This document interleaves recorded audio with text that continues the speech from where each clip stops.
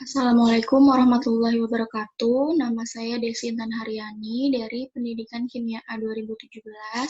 Hari ini saya akan menjelaskan miskonsepsi mengenai kelarutan.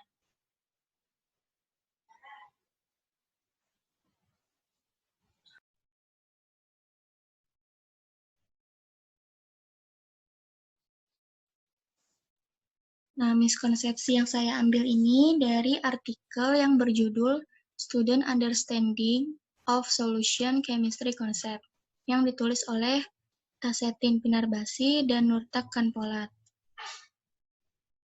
Topik yang akan dibahas ada dua. Yang pertama, larutan tak jenuh, jenuh dan lewat jenuh. Yang kedua, ada kelarutan gas. Nah, dari soal yang pertama ini, soal ini menguji pemahaman siswa terhadap konsep larutan tidak jenuh, jenuh dan lewat jenuh. Di sini digambarkan 3 gelas kimia yang berisi larutan gula dengan konsentrasi yang berbeda.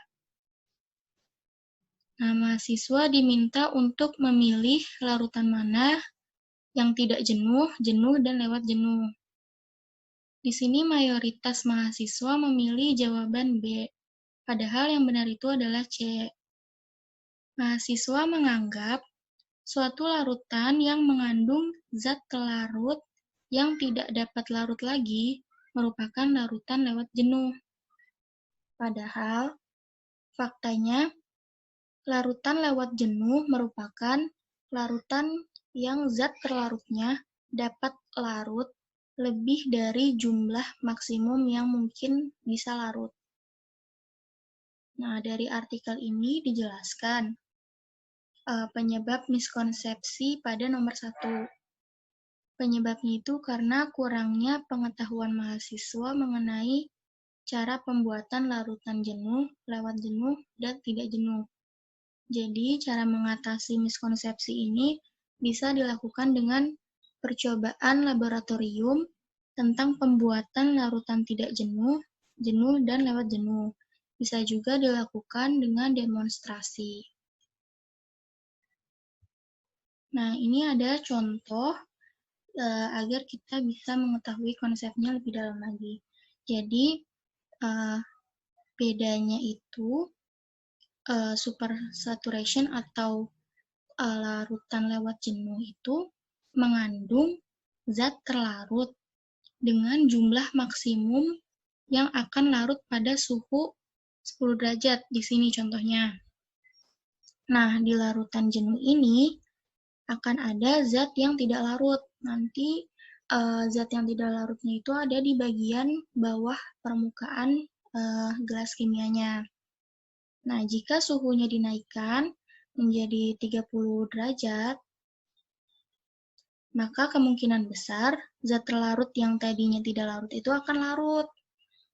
Nah, selanjutnya, jika ditambahkan lagi zat terlarut untuk membuat larutan menjadi jenuh pada suhu segini, pada suhu 30 derajat, maka ketika larutan ini didinginkan, dia akan kembali ke suhu semula, sehingga tidak ada endapan lagi zat yang terlarut tadi. Tidak ada endapan zat terlarut. Nah, di soal yang kedua ini, menguji pemahaman siswa tentang kelarutan gas dalam air. Soalnya itu pada suhu 25 derajat Celcius dengan wadah tertutup berisi larutan gas X dalam air.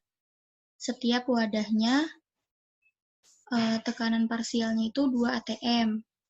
Pada suhu dan volume yang sama, yang konstan, dimasukkan gas inert N2 ke dalam wadah 2 dan 3, di mana tekanan parsial N2-nya itu 1 atm dan 2 atm pada masing-masing wadah.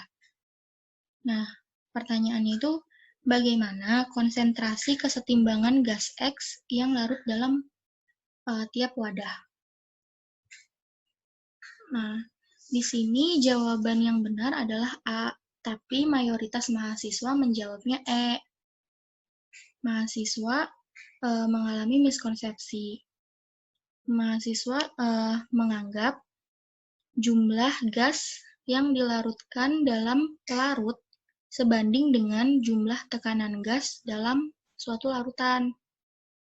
Padahal faktanya, gas terlarut adalah satu-satunya gas dalam cairan yang berkontribusi terhadap tekanan parsial dalam cairan. Bentuk gas lain, nah contohnya di sini seperti gas inert ini, tidak berada dalam kesetimbangan dinamis, sehingga tidak dapat berkontribusi terhadap tekanan parsial gas dalam suatu cairan.